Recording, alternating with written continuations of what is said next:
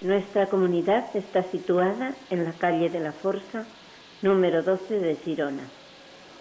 En la actualidad formamos la comunidad 5 hermanas.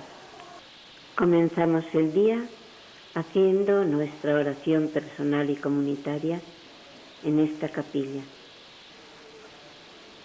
Entramos en la cocina, donde la hermana Salud nos prepara la comida diaria. Generalmente comemos en la cocina.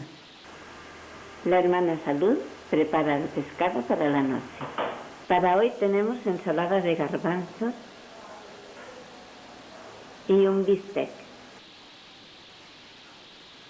Este es nuestro comedor para cuando somos muchas y la sala de descanso algún rato.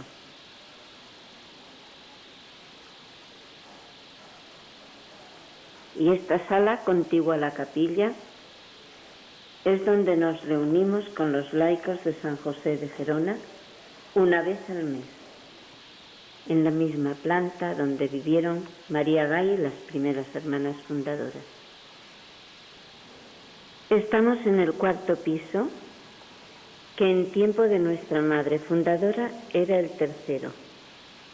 Esta es nuestra pequeña terraza, el lugar más soleado y ventoso de toda la casa. Y desde ella se divisa perfectamente la Catedral de Gerona.